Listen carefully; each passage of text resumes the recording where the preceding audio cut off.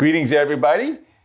You ever wonder how the Taijiquan Classics, the literary tradition, relates to Chinese Jianfa, the Chinese swordsmanship?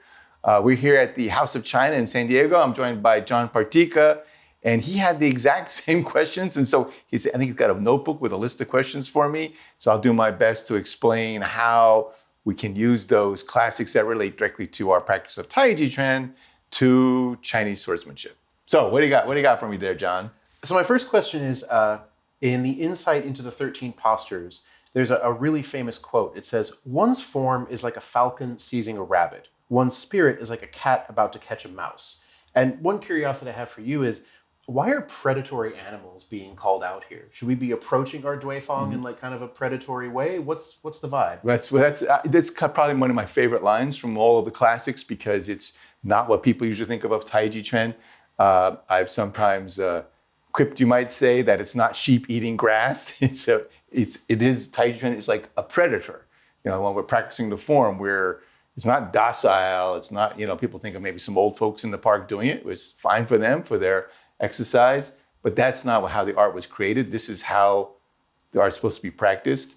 But I would point out that it's not just that it's predatory animals, that it's two solitary predators, right? And solitary predators hunt their prey in a very different way than pack predators do, right? I mean, wolves spend a lot of energy. They run out, they chase the deer or whatever they're after, and they chase it around and they envelop it, and eventually they run it down and catch it, if they're successful. Hawks and cats, except for lions, wait for their prey to move first and intercept. So yes, you should be like a predator, but think about what those predators are like. You think about how those predators hunt, these solitary predators, they follow the intent of their prey. So they don't expose their spirit first, the way like dogs or wolves do, the pack predators do, where it's obvious what they're up to. They go rushing out in their spirit showing on the outside. Hawks, falcons, predatory cats, everything's gathered inside. And they wait and they're watchful. If they see an opportunity, they go, but more commonly, they let the prey move first and indicate what they're going to do. So like in the Taijiquan Classics, it talks about duifang moves first, but I arrive before, right? And it's that kind of idea. If the duifang tells you where he's going to move and you properly or accurately interpret that, understand that, you can intercept him quite easily. But if you go charging in, it's quite a different kind of spirit, and that duifang may intercept you.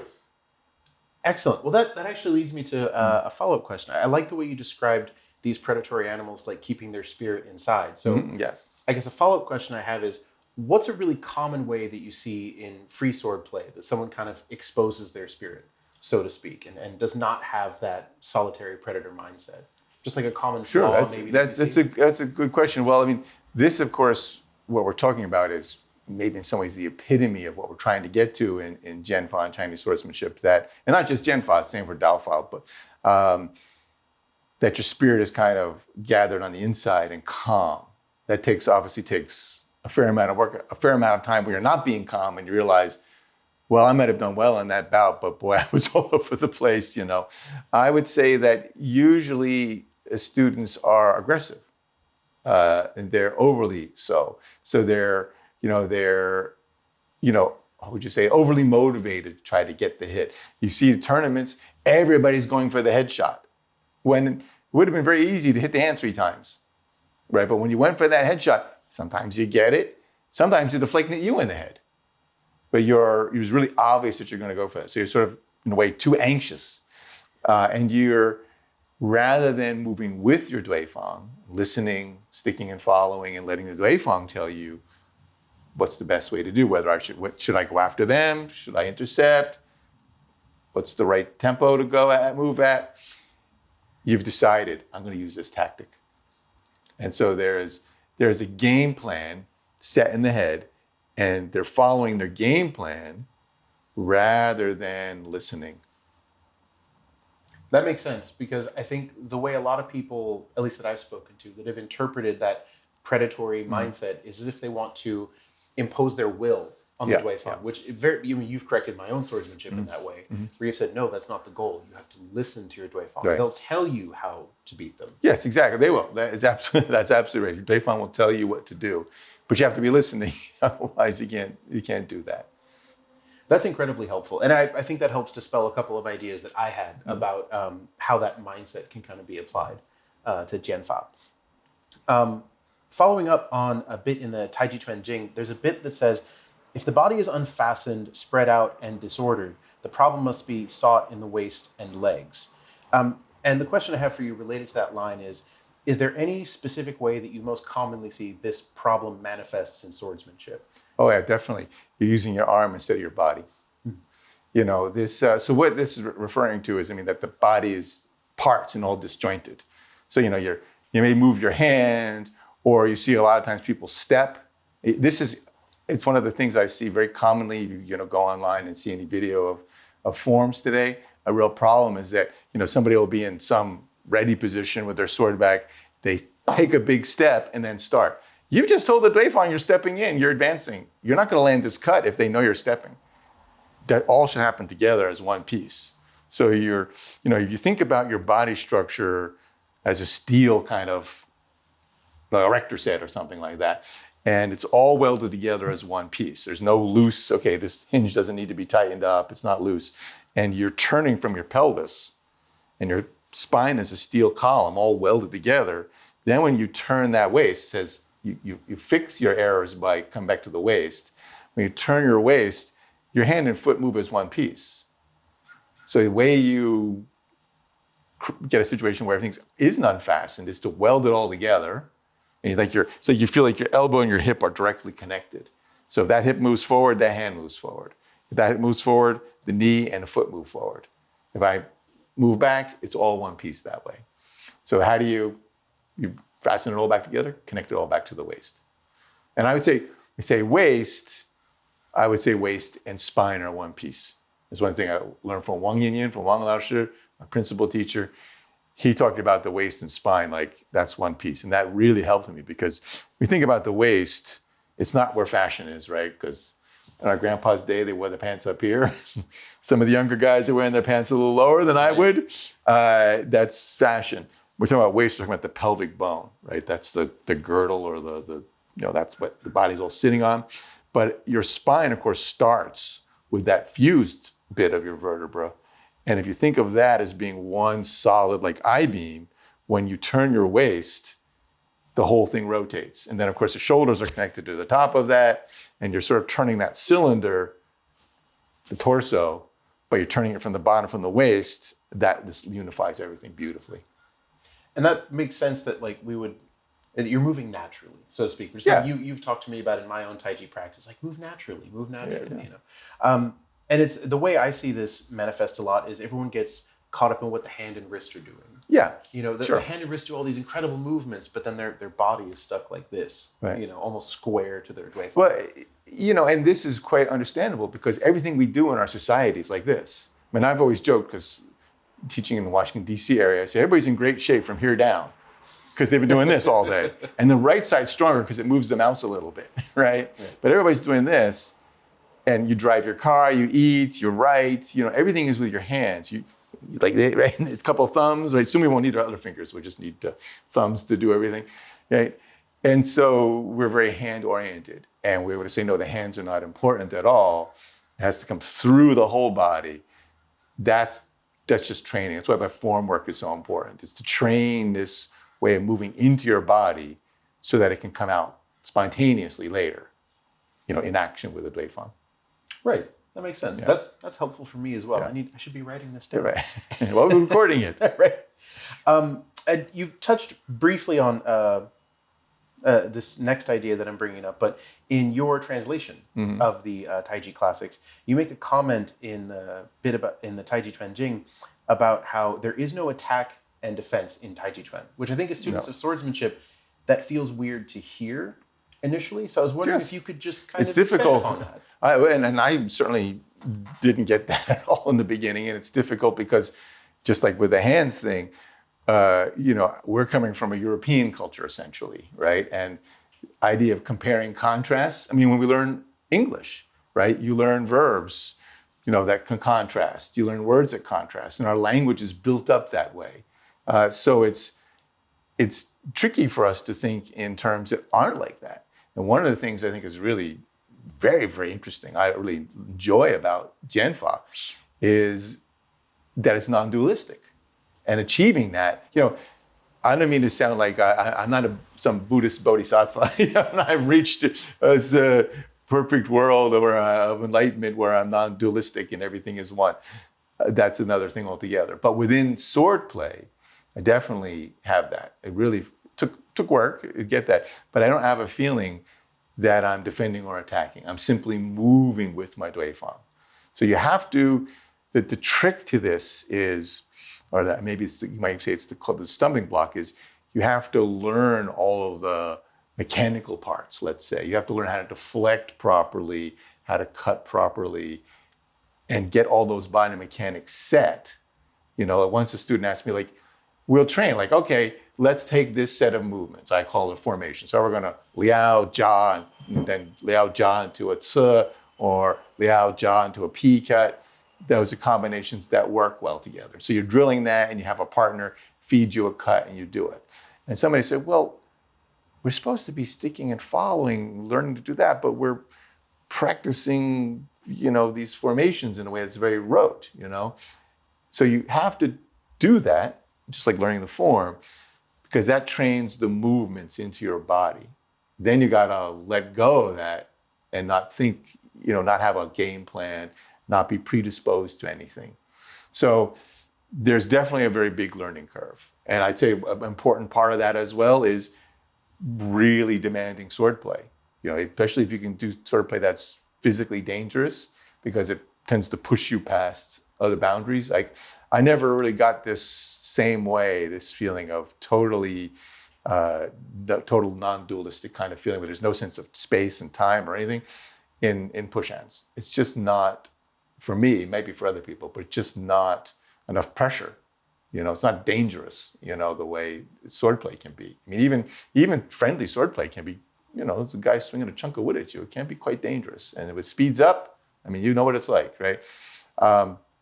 So you definitely have this way you have to go through. You have to go through those stages and then just let go of them and pass them. So just like we're speaking now, I don't have a plan what I'm going to say because I don't know what you're going to ask me.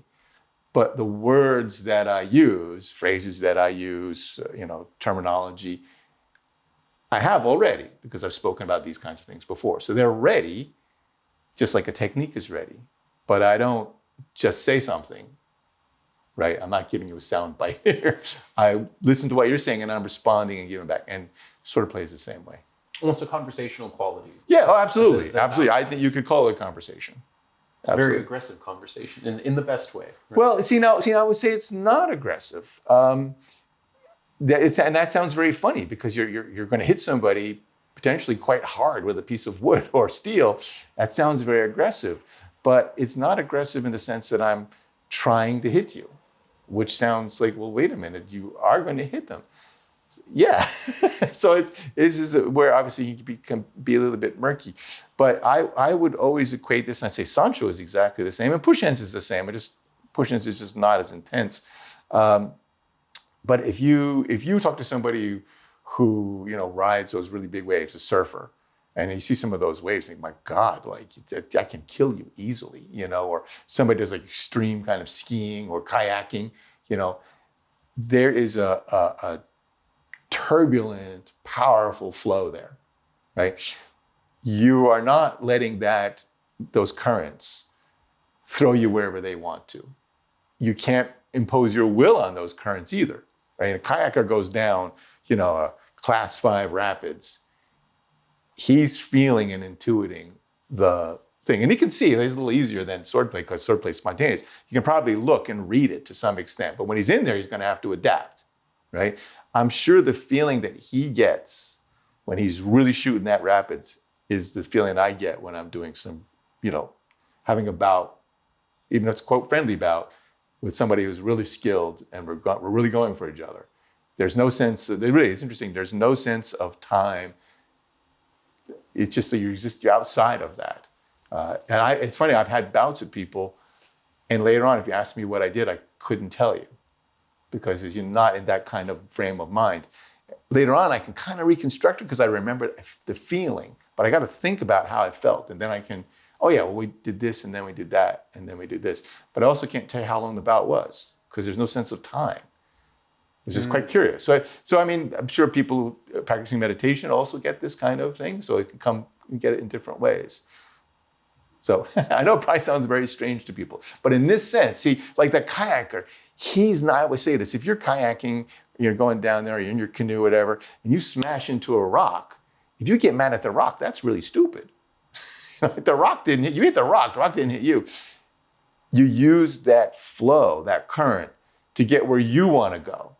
So you're not just being tossed along by the current, you're not trying to impose your will, in a sense that I'm trying to force my will on it, but I'm using the flow that's there, the shape of it, to get where I want to go. And I'd say that's exactly the same thing I'm doing in swordplay. So if I'm aggressive, I think, oh, I'm going to try to hit him. Well, I've just really exposed my intent, and if he's listening and he's got some skills, he may just intercept me or deflect and crack me in the head because I've told him what I'm going to do. But when I'm moving with him, he moves first and I arrive before. I'm feeling called out here. It sounds like a common problem I have in my own swordsmanship.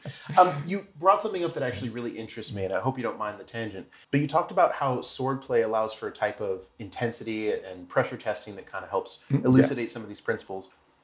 Other than that intensity, is there anything else specifically about swordplay that kind of helps bring out that idea of non-dualism, or there not being attack and defense, or is that the main way that it helps? Well, yeah, there's this, what we're talking about is kind of the mind, if you will, or the mind intent or consciousness, whatever you want, label you want to stick on it, that you have, after a certain level of training and, learning the structure, learning tactics, all these kinds of things you need to learn, all the structural elements, and then testing, training, letting go. I think it's really important that people are very honest, critiquing themselves. Like I say, I don't want false bravado. I don't want false humility.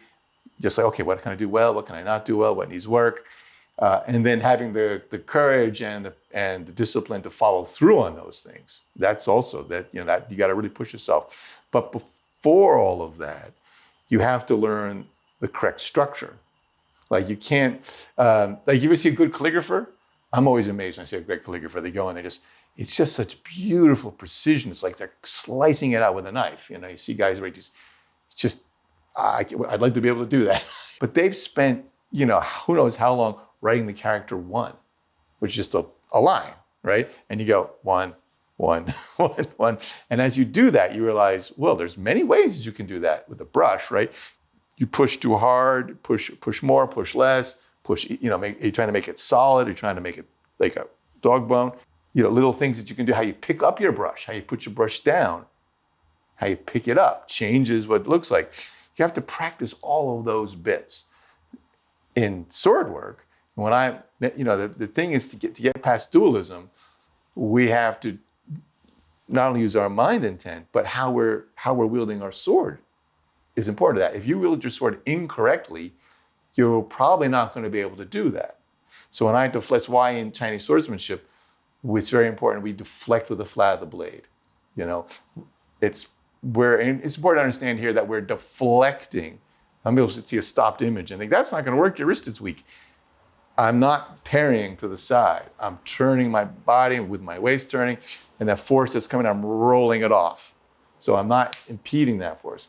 But while I'm doing that, first you gotta learn how to do that, right? And to not go with your arm, right? So you gotta learn how to do that. When you're turning your body properly and lined up, then you go, okay, well that's defending. Because what I say, most people's swordplay is like a blind man swinging a stick. They go like this, and if they did some deflection or some way they neutralize it, they just swing back. And hopefully, okay, maybe they use momentum. Okay, that's progress. But while you're deflecting, you're taking aim. And in Wu Xiang's classic, he talks about how, and I repeat this all the time, Receiving is releasing. Releasing is receiving. So while I'm deflecting, and it'd be the same if I'm doing rollback in push hands or in Sancho, while I'm deflecting, I think it's easier to see it in sword because you got the whole big sword pointing. I'm deflecting, I'm taking aim. So how does receiving become releasing? As I deflect, I take aim. So while you're cutting at me, or duifang's cutting at me, I'm listening, I'm moving with him, and I know where I'm going to countercut him. I feel it. And I may change, because if he starts to move as a counter, I may change to another cut. But while I'm deflecting, I'm literally feeling where I'm going to cut him. So most of my mind, then I'd say it's about a 70-30 kind of thing. It's hard to really measure it exactly, but I'd say most of my mind intent may be following, sticking, and rolling him just to the catching point, the judging point, so he's off, not going past that, and right there coming back in. But while I'm doing that, a good portion, at least 30%, let's say, is in my target. So if I deflect and I start and duifang starts to move, it's very easy to change and follow him because I'm already there. Mm-hmm. So in some sense, I'm always, if I'm doing this properly, a half a move ahead of my duifang. And so I think it's easy to understand that, I think, intellectually at least, to achieve that mind intent in your sword play, free sword play, you're going to have that physical structure set. So both are necessary. We can't just go, I'm going to meditate and then I'm going to flow with the guy. That ain't going to happen. Your structure is not going to be there to support that.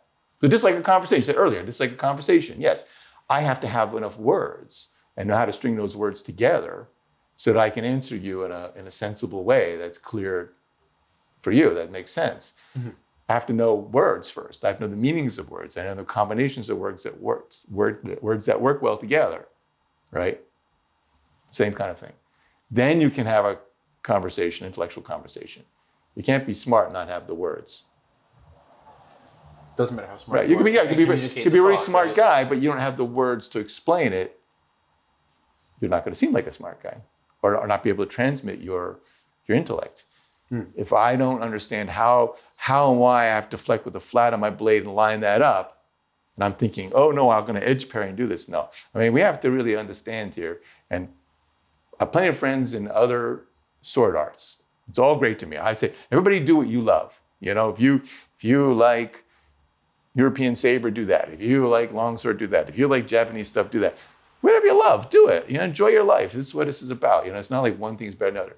But we should really understand that this Chinese swordsmanship is really quite different than my understanding of what European swordsmanship is. You can't do Hema, grab a Jian, and say you're doing Chinese swordsmanship. This is not Hema with a sword, with a Jian or Dao in your hand. There's a really different approach to how we interact with the duifang. Even this very idea that guy's not my enemy, he's not my opponent. It's a duifang, and duifang simply means opposite direction.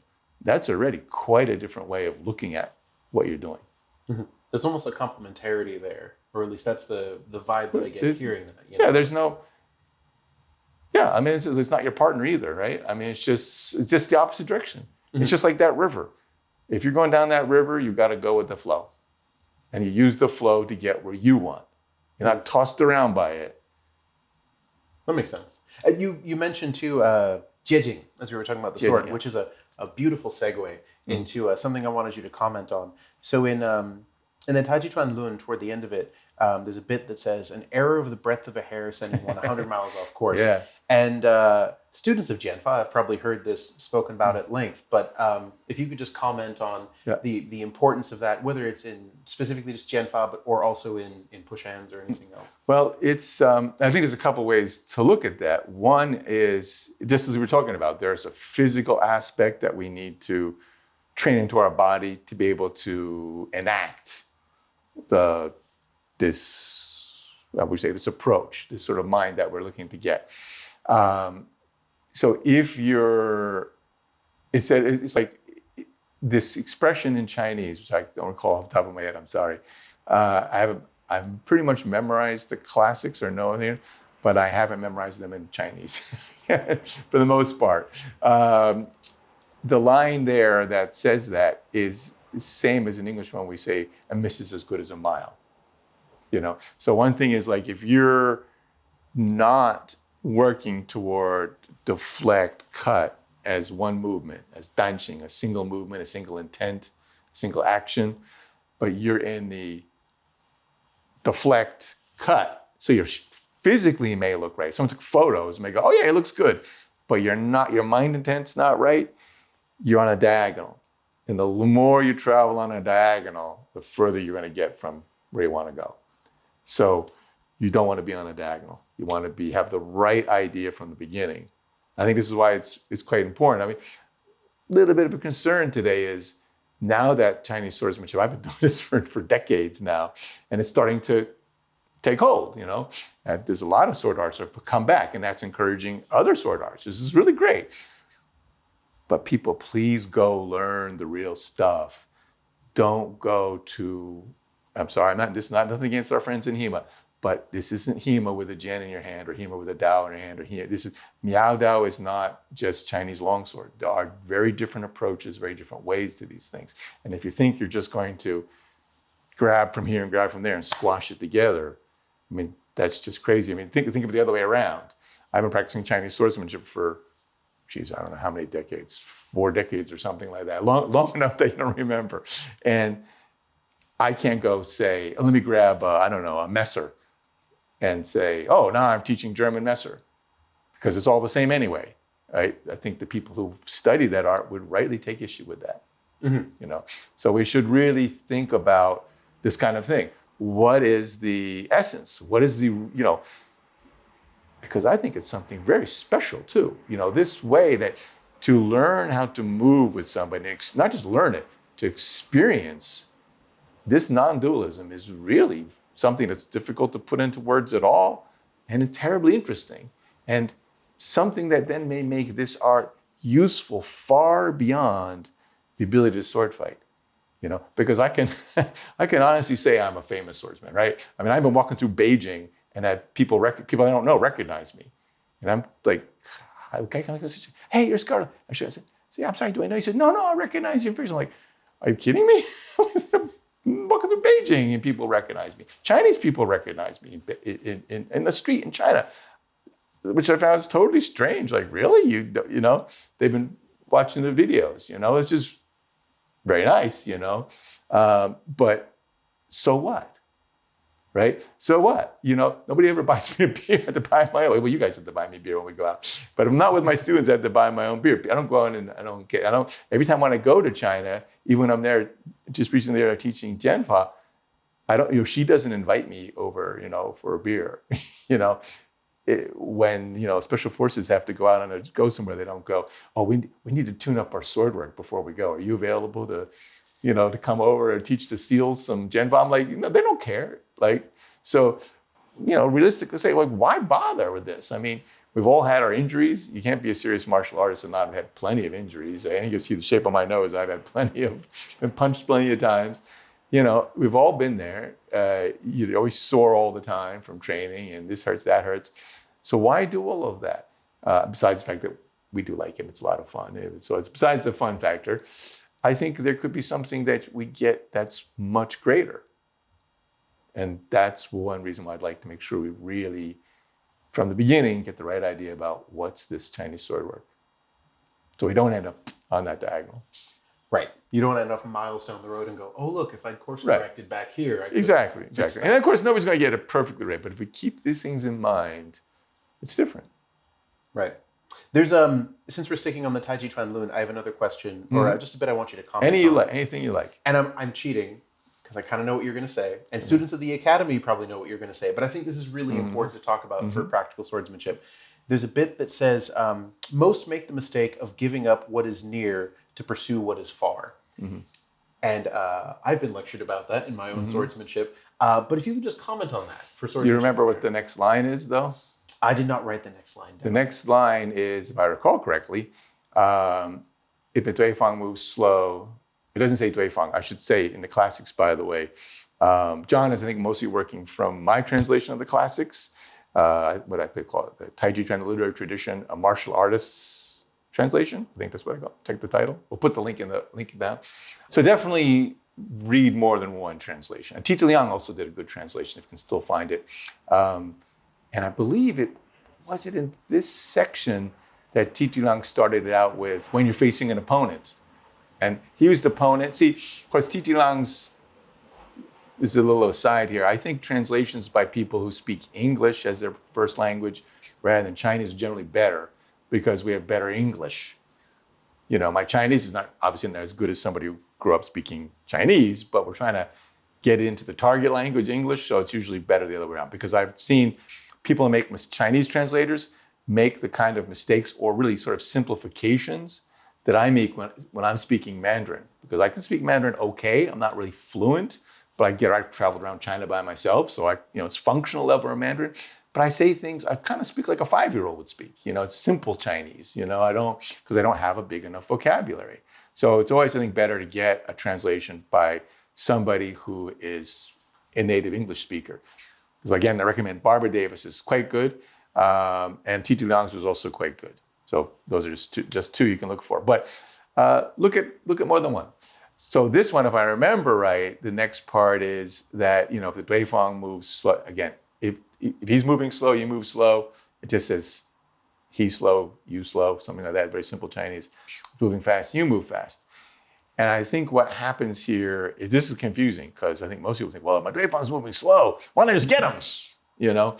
And this goes back to what we were talking about earlier. You want to be moving with your duifang.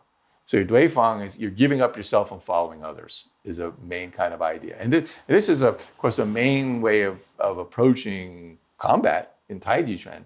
But this idea really goes way back. If you look at like the Yuanyu, the Maiden of Yue, and look at the few old things we can find that give hints, it really has this sort of idea in it, that you're letting the duifang expose their intent first. Because if duifang's moving slowly, it doesn't mean that they're not ready. Right? It doesn't mean they're not trying to set a trap for you, right? So if you're just saying, oh, he's going slow and I move fast, now what I'm doing is I'm following a set plan, right? I don't have a preconceived set of notions that I'm following rather than listening to what's right in front of me. So this really what it comes down to, this idea that you're going to find over and over again of the duifang moves first and I arrive before. And that moving first doesn't have to be a cut coming at you. That moving first could be he's stepping and moving that way, and as he did, he left his heart, he became unhinged for a moment, as we talked about earlier, left his arm behind for a split second, and you sense that, and you may just go straight in with a thrust of the shoulder. Right? So, well, you're being aggressive. No, I was following the situation there. Right? For me, I would often describe it as like there's a shape to it. I'm sure a surfer feels the same thing, right? I say that, I've never talked to a surfer and see if it's true. But, when they're going on a wave, there's a shape to that wave. And every wave is probably going to be a little bit different. I used to ski, and you go skiing, you get all those moguls. There's a shape to it, and you use that shape. Right? And each mogul is going to be a little different height, different shape, different width. And you're using that shape to go. And so you see somebody moves and they create a hollow.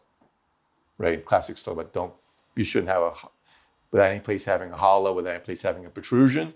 Protrusions also tend to create hollows. So it all depends on where you are and the shape. Or if you want to think about the shape of the battlefield. If you think of a battlefield, where is the strength? Where's the weaknesses? When they move here, did that create an opening? And so when they're moving slow, you just move with them, and the duifang will tell you what technique to use. And if all those techniques are trained in, they come out.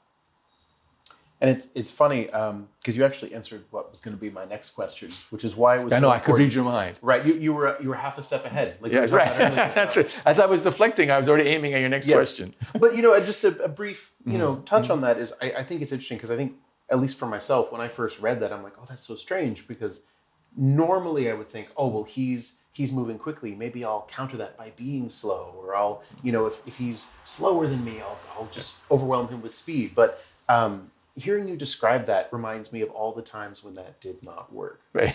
And if you tally it up, it objectively doesn't work many, many more times, like an order of magnitude more times than that tactic does happen to, work for you that one time. Again, I need to be writing all of this down. Right. It's very helpful. And I would say too that when you try to do that, try to move fast, You sometimes succeed, but you also can run into stuff because you're no longer listening to the duifang. Oh, let me try this. Right? I have that preconception about what I want to do. And a plan. I have a planned action. So that means I'm not listening. Everyone has a plan until they get punched in the face. Well, exactly. Yes, most definitely. But if I'm thinking I want to do this and I'm trying to do that, I'm not listening to what the duifang is doing, right? Not sensing what they're up to. And, maybe if I'm fast, I get it, or I get to jump on them, or if they just are not skilled or whatever. But I'm also not listening. So if the duifang counters me, I don't see it till it's too late. I've been there a number of times. Right. That's sounding shockingly familiar. So one last thing that I wanted to touch on, and I'd like to jump back real quick to the Taijiquan Jing. There's terminology here with all Taiji practitioners, substantial and insubstantial. And in your translation, the commentary for your translation of that classic, you talk about insubstantial being like a creative void, Yes. rather than just being like kind of a nothing. And I was wondering if you've discussed this with your stance and fighting position in academy webinars and in in-person seminars, but is there any particular way that substantial and insubstantial manifests in swordsmanship specifically in a way that's perhaps different from handwork or push hands? Or No, I'd say this is the same. There's two ways of looking at the substantial and insubstantial, and that's the sort of the physical structure that how you're standing, how you're, the structure and shape of your body, and also from the intent. So like we're talking about all these things. You can read these things different ways. You can talk about these things in terms of all of your questions, the physical aspects and then the mental aspects, right? Just quickly, so that in Chinese there's more than one word for empty. How we might translate it to English and empty. This is why I'm saying, you're really good to study and read more than one translation. Here, this is shu. Kōng is another kind of empty. Kōng is like an emptiness, kind of like a pit, like you fell in. I would say kōng is like if you're walking down the street and that manhole cover is off, you don't see it. That's kōng, Shu means that you're, what we're just talking about. My mind is quiet. I'm aware of what's going on, and I don't have a plan. So I don't have that preconceived notion about what I want to do. So I'm just ready to go. So that's how it's a creative void, right? So if I'm thinking, I want to use this on him, or I'm going to overpower him, just even while you're having those thoughts, you're not listening. And I can't tell you how many times as a teacher, or especially in Sancho, I've been working with a student and I think, I got to tell him he's doing this wrong. I got to correct that. And I'm having that thought. And right then, they punch me right in the face. And you think, I'm looking right at him. How did he punch me in the face? Because I wasn't listening. And they go, stop being the teacher. This is, and it's just spontaneous. They were just listening and they felt I wasn't there for a moment, and just spontaneously, hand comes out. And if I was there, we're not that close, could roll back or pung or something. But if you're not listening, it just takes that little moment and they go in. So this is one idea of what shu can mean.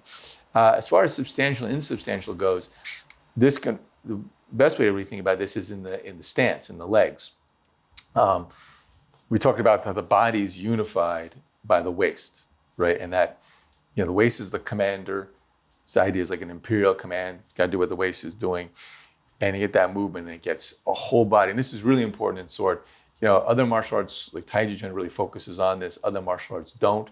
But when I see other martial artists, and I've talked to European guys, the European sword, they said, we've got to turn the body as well. You can't really propel the sword. Sword, it's got real weight. Different types of swords would be more or less, but you're talking sometimes close to 2 pounds, right? 900 grams. Trying to really get that sword to move, you got to have your whole body behind that. And to also deflect a weapon of the similar kind of weight coming at you, you need your whole body working together. So it has to be unified and controlled by the waist. To do that, the waist is turning, so it's a wheel, and a wheel needs just one axle, not more, not less. If you have two axles, kind of like the tripod here on the lights that you guys can't see, that's tripod. That makes it stable so it doesn't move, right? So if you have your two legs kind of weight, similar amount of weight, roughly 50-50, I always say it's like you're standing like the Eiffel Tower. It's solid, you can't move. When you're in one leg, now you've created that axle, and it's very easy for your waist to spin and turn and move.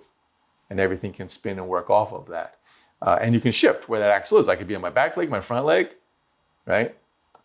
And while I'm turning my waist to cut, I can reposition my foot, stealing step around, move forward. It's all easy, but it has to be clearly in one so that we have that nice, precise axle. Okay. So, excellent. Yeah. Thank you for kind of illuminating that a little bit. I mean, the commentary in the text kind of goes over a lot of that, but I think hearing it kind of really cements a lot of that stuff. I have one final question. I would say just the classics are really useful this way for presenting like the principles and the ideas. But so many of these things I tried to, my commentary on the classics, sometimes I didn't understand it until, Wang Lao Shi went hit me with a press. And then like, that's what that means, I think a lot of this you have to experience it to understand it, to really get it, I'm reminded of at a retreat with you, and you kept telling me, John, you're exposing your leg. John, you're exposing your leg. And then you hit me twice in the exact same spot during our own short bout. And I was like, yes, I'm exposing my leg. I wouldn't do that. He would never do that, you guys. But never hit you in the same place twice till you I didn't stop walk doing weird it for a week or anything. Right. I have one final question for Please. you. When you're teaching students, whether it's on the academy or private lessons, seminars, retreats, do you find that there is a specific line, perhaps one we haven't covered, that you're constantly returning to try to get the students to just get what you're teaching? Mm-hmm. Do you have like a favorite line that you're like, okay, these students on average need this specific bit as a soundbite to get it in their head? Yeah, I would say one I mentioned earlier is probably my favorite line, if they have a favorite, and that's the idea of receiving is releasing, and releasing is receiving. It's very, I think it's, especially with the sword, because you have the sword's like a big indicator dial. When you're deflecting, and so in my commentary, I said, what does that mean tactically? When I'm deflecting, I'm taking aim. For receiving to be releasing, my mind intent's already got to be over there, right? So it's a much bigger mind intent. Attack and defense is a very small mind intent. I'm here, I'm defending, then I'm attacking, back and forth. That's small. When your mind intent is bigger, so I'm feeling what the duifang's coming toward me, and I'm also feeling where he's moving. So as he's moving, I know where I'm going to hit him on that leg because I hit him there last time, right? I'm feeling called out. Again there. There. And also, though, the other side has got to be true as well. As I'm releasing and I'm going out, I'm extending, I have to be feeling, or should be feeling, paying attention to, listening, sticking, following. Duifang is deflecting me. Is the duifang deflecting me and not taking aim? Because if that's the case, I can change. If the duifang deflecting, and he is, so that's all right, because I know where he's going to countercut me. Just like when I'm deflecting, I know where I'm going to cut him because I'm feeling the shape of it. What's the flow here? I'm going to cut him there. Now, okay, and if he changes, fine. Well, then I'm going to turn and go. I'm going to come around and go there. When I'm going to him, I'm feeling, oh no, his tip is wandered out, so I'm going to come back to the center. Oh no, his tip is right on line, and I can feel, you really feel like he's going to cut me there. So I'm going to come around and slip out a distance and hit him with Chiao and come back. So, and because I'm already there, I'm already feeling where he's going to come before his movement has physically manifest. You're ready. You're beat ahead in your deflections. And so if he starts to see you, you're going to do that, and he changes, you're already moving with him. So it's easy to change to something else and come around. That's what I like. And I think it sums up this, or says very well, this idea, or encapsulates the idea of this kind of non-dualistic way of doing things. This way of danxing. It's a single form, a single shape, or single action, however you want to translate that. Literally, xing is shape here, but you could think of it in terms of an action. Okay. I might have given you a gentle mistruth, because now you've piqued my curiosity. I might have one additional question. One question. So I can't tell you the number of times. If I had like $10 for every time a student said, "This is my last question," then asked me another question, I'd probably be very wealthy. I mean, I've got $10. Yeah, later on. So you mentioned, releasing is receiving, having that larger mind intent. And we were talking about the predatory animals question earlier. You talked about how they keep their spirit inside. Mm-hmm. Would you say losing sight of that receiving is releasing? Because you talk about having that continued intent for, what if I have to deflect, made a cut? Would you say that fire back, after deflection is where a lot of students are not keeping the spirit inside? That would be a good example. Yes, you get excited. Focused on that. They get excited and try to go for the one hit. Mm-hmm. And it's not continuous. See, if you deflect cut as one nice continuous win, I'm pretty happy to see that because we had some progress. You didn't pause. Because, you see, this is what it's like when I was in Beijing and Shanghai. They're deflecting this, and they do that. So even though if you took like photos, okay, that was very nicely lined up, and you have your tip on line with your target, and then that cut looks good, but there was a pause there. So structures, you're getting an idea to feel for the structure, but you're not flowing into it. You're not keeping it one movement yet, or not pushing yourself to make it one movement yet. But if I am doing that, if I'm deflecting and I'm already feeling where my cut's going to go, and rather than just deflect cut, it just swings, then again, if my duifang moves it, just because I feel where I'm going to hit doesn't mean I'm going to. The duifang's going to try to neutralize me. I may just step out of distance. So he steps out of distance. So I realized I was going one other principle that I have in my swordplay is one cut, two targets, which is also extending. I don't want to hit him here. If I deflect, I lined up a P cut for your collarbone, but you turn your waist and you step back. So I go down and hit your leg. And I'm watching all those targets. So I have a, laser dot on that target, but I've got others ready to go. Mm-hmm. And so this is it feels physically bigger. I would say it is physically bigger mind intent. Sounds funny to say physically bigger mind intent, but it feels like that. My mind intent is not here, there. It's when I'm here, I'm feeling the entire body. And I'm feeling what I can hit too. It stands out. So you can easily change your midway through your cut, and your duifang has changed. So you may let go of that and go to the other place. You may just go lower, or you may, change the cut you were using. You may overcome with a P cut. You may extend into a tsu, right? And that's not hard to do or it's easier, let's say, if you're starting with this larger kind of sense. So misses as good as a mile, breadth of a hair. If you're on and you're thinking about this kind of way as right from the beginning, obviously you're not going to get it right at the beginning, but if you're keeping this as your way, you're going to develop differently. Okay, excellent. Thank you for tolerating one final question. No. I had to get a little more. There's always more questions. Always. Right. If there are questions, post them, share them. We'll do our best to answer them for you. And come to the Academy. We get lots of hands-on training. Thank you, John. Thank you, Lao Sher. And thanks to the House of China for letting us use their wonderful space. Stay strong, everybody. 再见.